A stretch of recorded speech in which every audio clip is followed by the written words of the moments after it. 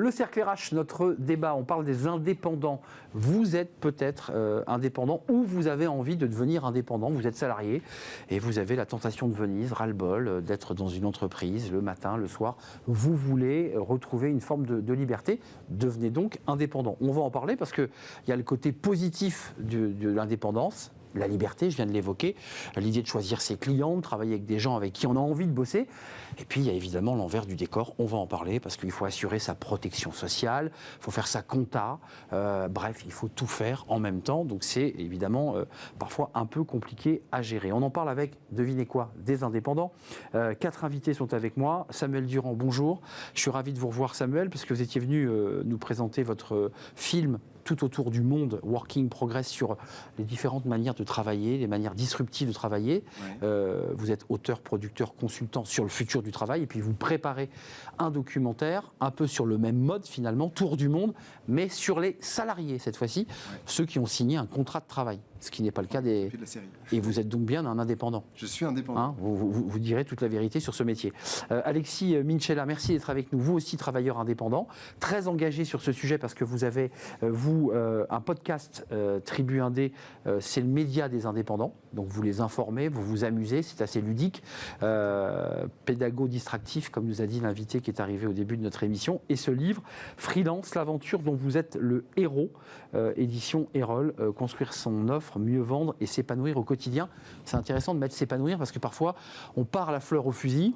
Et puis, on est un peu douché parce qu'on se dit qu'on bosse beaucoup plus que quand on était salarié, que c'est fatigant, qu'on gagne presque un peu moins, qu'on n'a pas le 13e mois, j'en passe, et des meilleurs. Jean-Philippe Maille, merci d'être avec nous, président de K-Vox. Vous étiez animateur radio, salarié peut-être ? Oui. Absolument. Et puis, vous avez fait le choix de l'indépendance, oui. Pour devenir consultant, coach pour des formateurs. On va savoir dans un instant si vous vous y retrouvez et si vous êtes heureux. En tout cas, vous vous êtes exprimés tous les deux avec Victoria Debarge. Bonjour Victoria, rédactrice web B2B. On écrit des articles, du contenu pour des entreprises. Exactement. Et vous témoignez, vous faites partie de ceux qui témoignent dans les séries. Ce sont des mini-séries très bien réalisées, comme vous le faites si bien d'ailleurs, parce que vos films sont toujours de bonne qualité sur le plan de la réalisation. C'est la même équipe. C'est la même équipe, c'est réussi. Un court extrait justement sur la variété aussi des métiers, parce qu'on est toujours sur les métiers du web, mais pas seulement. Un court extrait de cette mini-série, puis on se retrouve juste après. Je m'appelle Victoria, j'ai 26 ans, je suis freelance depuis quasiment 2 ans et mon métier c'est d'écrire des contenus pour des entreprises. Je suis donc rédactrice web. Je m'appelle Jean-Philippe Magne, j'ai 50 ans, je vis à côté de Bordeaux depuis un peu plus de 20 ans maintenant. J'étais animateur pendant près de 25 ans. Je m'appelle Mathilde Guégan, aka Loun, j'ai 42 ans, j'habite à Paris, j'ai 2 enfants et demi et je suis une artiste. Ça fait 5 ans que je travaille dans le dessin, la peinture, la musique, l'écriture. Je m'appelle Léa, j'ai 28 ans. Je me suis lancée en septembre 2020. Je suis couteau suisse du marketing et du digital. En fait, je m'occupe un peu de tout ce qui est réseaux sociaux, communication digitale pour différentes entreprises et tout ça. Enfin, voilà, je touche un peu à tout et je ne veux pas être rangée dans une case. C'était mon principal attrait à me lancer à mon compte, de tout faire en fait. Je m'appelle Nicolas Millet, j'ai 24 ans. Je suis infographiste 3D en architecture. On dit aussi perspectiviste. Et je suis freelance depuis maintenant 2 ans. Je suis Floriane, je suis kiné depuis 2005, prof de pilates depuis 2010. J'exerce sur Marc-en-Barœul à côté de Lille. J'ai 37 ans et 2 enfants. Ouais, Samuel, on voit cette diversité des métiers, parce qu'il y a le pilates, il y a le côté plaisir, il y a le classique, le contenu rédactionnel. C'est quoi? C'est une ode aux travailleurs indépendants. Ces films-là, ça donne envie, quand on les regarde, c'est vrai que ça donne envie d'y aller. C'était l'idée de se dire, avec Alexis, on avait envie de montrer toute la diversité et de montrer qu'il n'y a pas que les freelances, les indépendants, c'est un tas de métiers, c'est 3 millions de personnes en France, et c'est des métiers aussi variés, effectivement, que perspectivistes, que dans la santé, kiné, pilates, et puis des métiers qu'on a l'habitude de voir sur du graphisme, du développement web, sur beaucoup plus digital. Dans votre livre, et vous avez collaboré évidemment à la réalisation des séries, qui sont vraiment très bien faites et très intelligentes, mais vous mettez dans votre livre quand même l'idée, et je donnerai la parole à ceux qui ont joué le jeu, qu'il faut quand même, pour s'épanouir, vous y mettez pour s'épanouir, ce qui implique le fait quand même qu'il ne faut pas jeter comme ça tête baissée, qu'il faut quand même un peu préparer le projet, on est d'accord? Complètement, et j'insistais sur l'épanouissement, et c'était important pour moi que ça soit en sous-titre du livre. Ah oui. C'était un fil rouge aussi de la série, c'est qu'on peut vite oublier de s'épanouir et de prendre plaisir aussi dans cette nouvelle forme de travail qui est pour une grande majorité choisi. Donc partir d'un modèle plus classique de salariat pour partir vers l'indépendance et retomber dans les travers qu'on pouvait avoir avant, c'est quand même dommage, sachant que c'est quelque chose là qu'on a pleinement choisi et sur lequel on a beaucoup de maîtrise. Jean-Philippe Magne, je ne veux pas vous exclure parce que je fais partie de votre génération, donc on fait plutôt partie de ceux qui ont plus de 40 ans autour de cette table. Vous êtes d'accord avec moi? Je suis le doyen de la série. Peut-être pas d'ailleurs, mais enfin, en tout cas, vous avez fait le choix de passer du salariat à l'indépendance.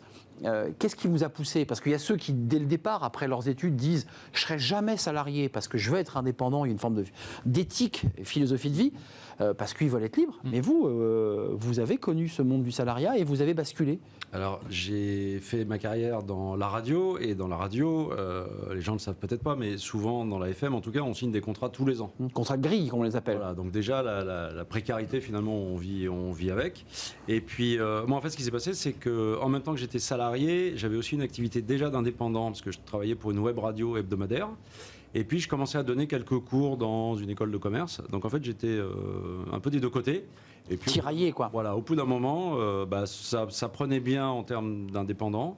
Et puis, la radio commençait un peu à me lasser, en tout cas, la façon dont je le faisais. Et puis, j'ai franchi le pas, mais avec déjà quand même un petit matelas. Voilà, je ne suis pas parti à l'aventure du jour au lendemain sans... Et avec une transition, parce que vous meniez de front, finalement, une activité d'indépendant en parallèle de votre contrat de salarié. Donc vous avez fait une bascule en douceur. En douceur, et j'ai appris aussi quand même de nouvelles compétences. Maintenant, j'anime des séminaires, ce que je n'avais pas fait. Je ne savais pas du tout ce qu'était ce métier avant. Donc ça m'a permis aussi de me remettre dans l'apprentissage. Et ça, c'est quelque chose qui m'a vraiment attiré, parce que je suis curieux de beaucoup de choses. Et ça m'a passionné d'apprendre de nouvelles choses tous les jours. D'ailleurs, en creux, vous nous dites finalement, quand on est salarié, on peut aussi, pas toujours, mais aussi s'endormir sur ses lauriers, avoir une forme d'habitude, un peu d'usure du poste, qui fait qu'on ne se remet pas en question. Victoria, génération des moins de 40 ans, faites partie de l'incarnation de ces jeunes indépendants autour de la table. Vous êtes d'accord avec moi? Je suis d'accord. Je ne donnerai pas votre âge, évidemment. Vous avez fait le choix dès le départ de l'indépendance par rapport au métier que vous exercez aujourd'hui? Alors non, j'ai commencé par une période de salariat, donc qui était relativement courte, mais j'ai fait 2 ans de salariat en cumulant finalement les contrats pro, le CDD, le premier CDI, dans lequel 3 entreprises en tant que salarié dans lesquelles je me suis épanouie. Et puis à l'issue de ces Pour se faire la main? Un petit peu pour se faire la main, je pense, mais j'étais pas prédestinée au monde du freelancing. Un jour, j'ai dit, je suis curieuse de faire plus, pour plus de clients. Voilà, je faisais la même chose que ce que je fais aujourd'hui, mais en tant que salarié. Et je me suis dit, le désir de la liberté, finalement, c'est ça qui m'attire. Sans vous nous dévoiliez votre salaire sur le plateau, c'est très tabou en France, mais vous vous y retrouvez financièrement ou pas par rapport à avant, pour tous les deux?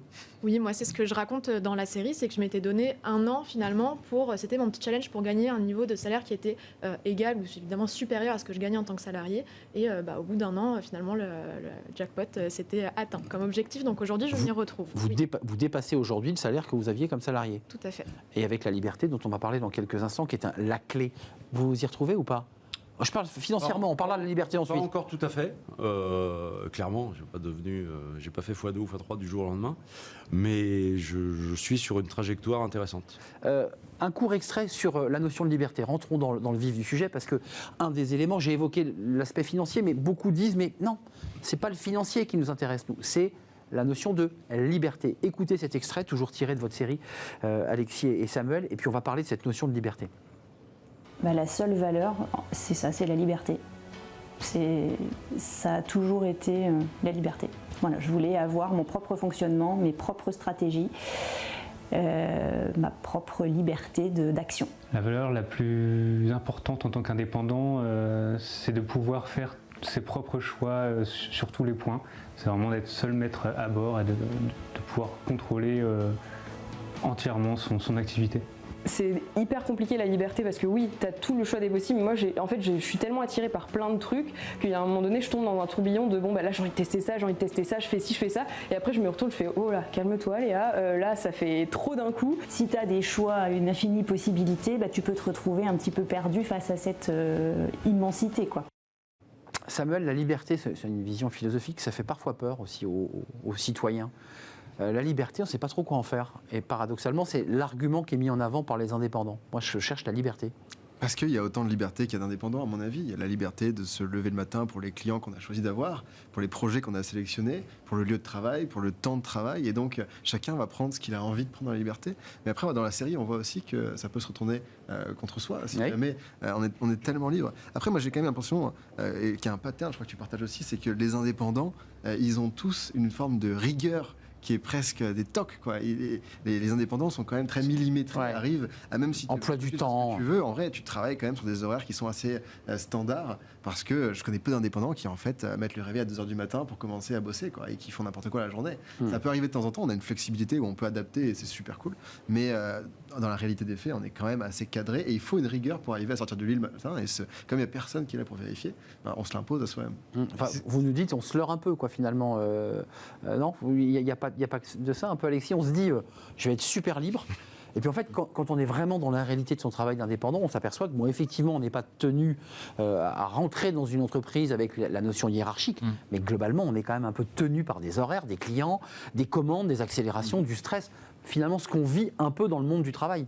Moi, je dis souvent qu'on change de patron. Alors, on a potentiellement des patrons qu'on a choisis et qui sont parfois plus cool, qui sont nos clients. Mais c'est ce que vous disiez tout à l'heure, d'où l'importance de bien se préparer et de savoir pourquoi est-ce que je me lance en freelance. Qu'est-ce que je vais chercher de différent dans le freelancing? Est-ce que c'est de la liberté? Et dans ce cas-là, de la liberté géographique, la liberté d'action, la liberté de projet, de compétences.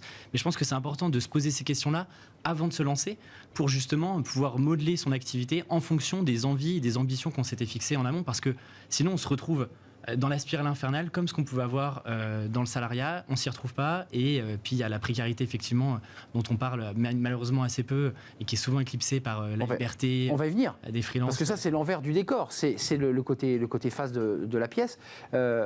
Liberté, certes, mais en même temps, ça reste exigeant parce que tant salarié, on est sur un contrat de 35 heures, on a des RTT, on a des 13e mois dans certaines entreprises.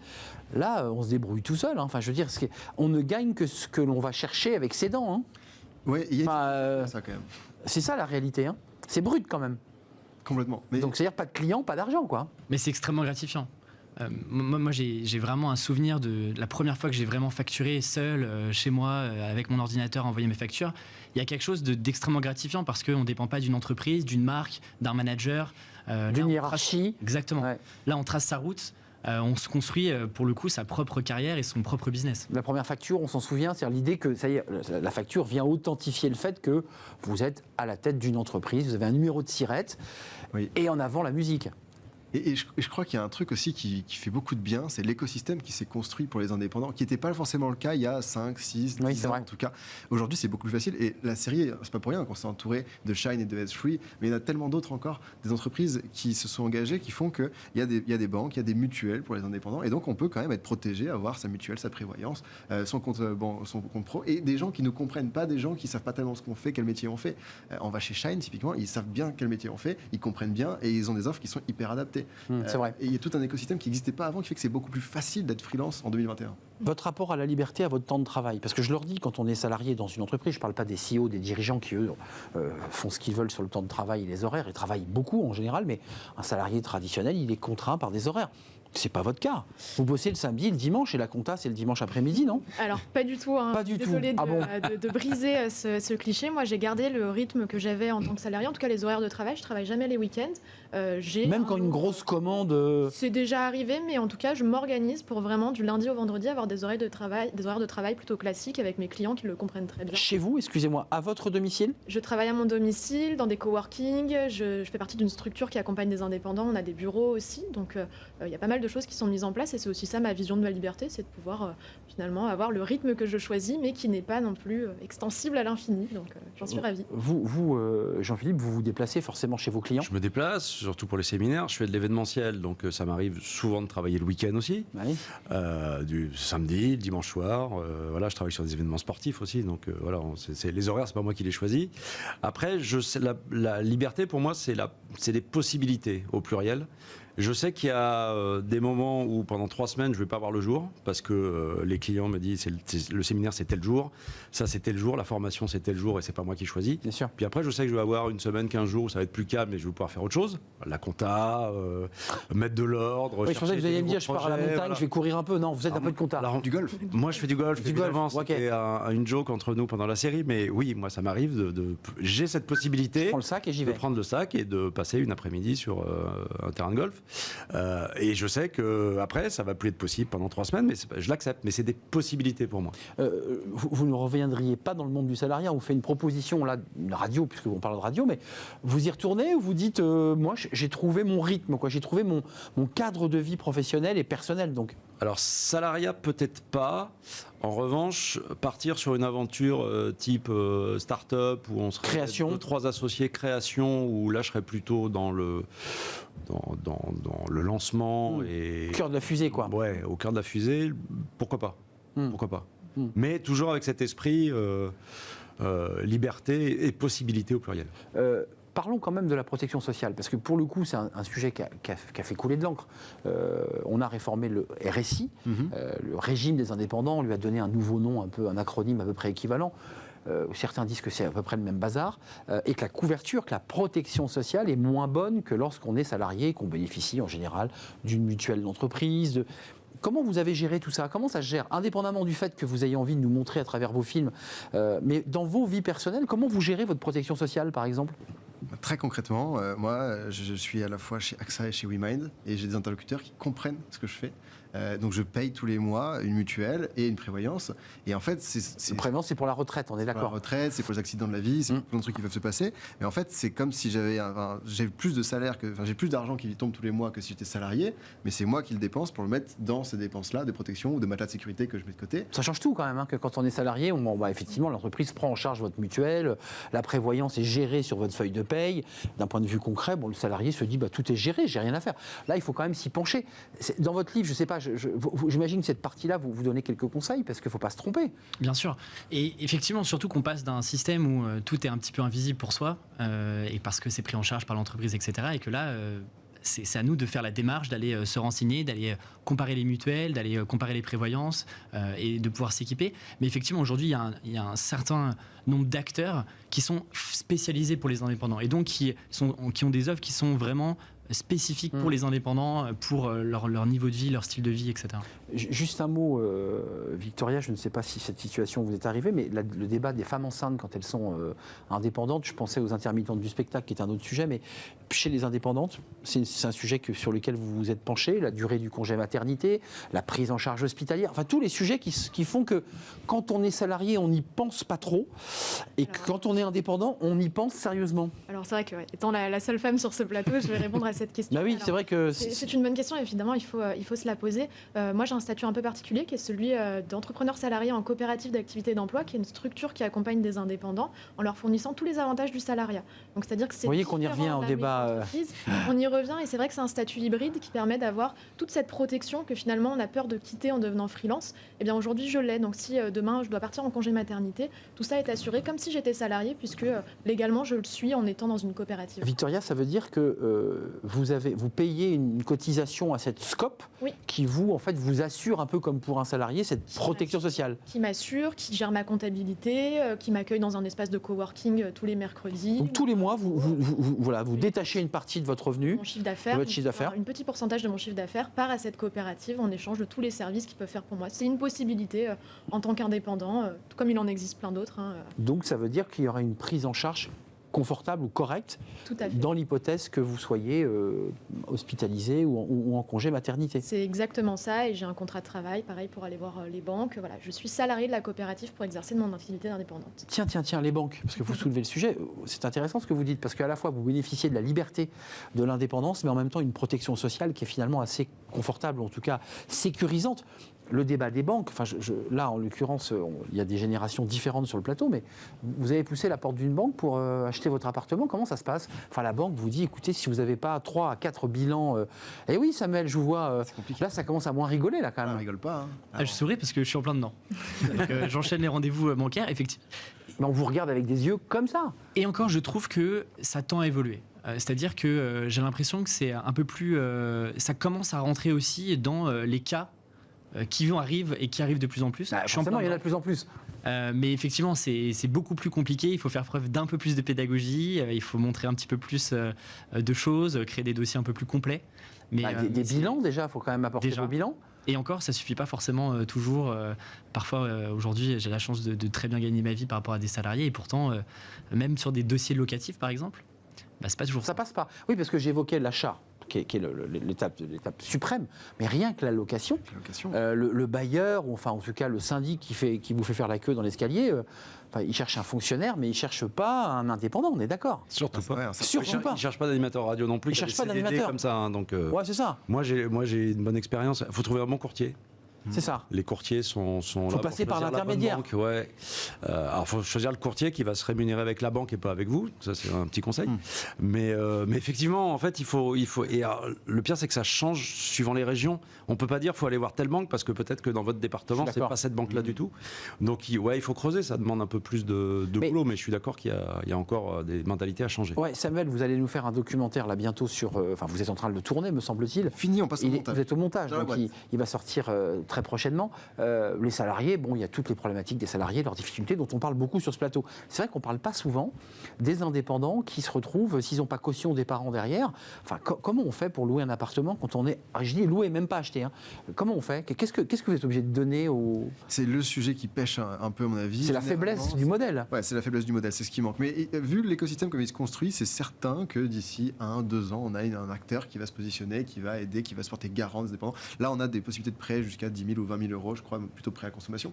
Mais ça viendra sur du prêt IMO, c'est à peu près sûr. Ah oui, vous dites qu'il peut y avoir des acteurs qui n'existent pas encore, qui sont garants, en fait, qui viennent derrière, apporter une forme de labellisation, qui disent, moi, je soutiens cet indépendant, la banque ferme les yeux et fait le prêt. Ouais, parce qu'aujourd'hui, ça ne marche pas. Enfin, je ne sais pas où vous en êtes dans votre négo avec votre banquier, sans rentrer dans les détails, mais c'est difficile, non? C'était déjà difficile en location, et donc, typiquement, l'enjeu, c'est de créer de la confiance. Et donc, moi, je me souviens encore de mon dossier de location. J'avais mis auteur d'un livre, que je faisais des conférences, que j'étais quelqu'un de sérieux, sur lequel il y avait les bilans financiers, mais il y avait aussi tout l'à côté de moi je vais travailler, je paierai en avance, etc. On reprend les mêmes codes aussi bancaires pour aller chercher potentiellement des prêts. Alors j'ai la chance d'être avec une amie qui elle est salariée. Donc ça peut jouer aussi dans la balance, mais c'est pas évident. Quelle chance, parce que si vous aviez été avec une indépendante, vous aviez quasiment aucune chance d'accéder à la propriété ou à la location. C'est beaucoup plus compliqué. Avant de nous quitter, on fait toujours des prospectives quand on est indépendant salarié. C'est un peu différent parce que finalement, il y a un caractère un peu routinier. On se dit, à moins de faire une énorme faute, si je suis en CDI, globalement, je vais plutôt rester dans ma boîte. C'est quoi la prospective de l'année qui vient? On est quasiment en train de réfléchir à l'année 2022 pour tout le monde. Le carnet de commandes est rempli. Comment ça se passe pour vous, là? La crise Covid, enfin tout ce dont on parle sur ce plateau, elle vous a traversé, elle vous a impacté, vous êtes sur une bonne année 2022, ça dit quoi chez vous, Samuel? Alors moi, sur ce que je fais, ça m'a fait beaucoup de bien la crise Covid, parce que ça a rendu un sujet de niche, le futur au revoir, qui est devenu évidemment mainstream. Bah oui. Donc moi, ça m'a fait beaucoup de bien, le carnet est rempli, de toute façon... Vous remerciez le Covid, vous, en fait? Je remercie le Covid pour avoir rendu une réflexion que j'avais, qui était de niche, devenue grand public, quoi. Donc ça fait beaucoup de bien. Alexis, c'est important pour votre banquier, ça? Et l'année 2022 est bonne ou pas? Parce qu'il attend ça aussi, le banquier. Je joue là-dessus. J'ai l'avantage Tribu Indé, qui est aujourd'hui un écosystème, un des écosystèmes références de contenu pour les freelances. Il y a aussi de plus en plus la crise, en tout cas le Covid, a d'une certaine manière aussi accéléré certaines réflexions sur la quête de sens, etc.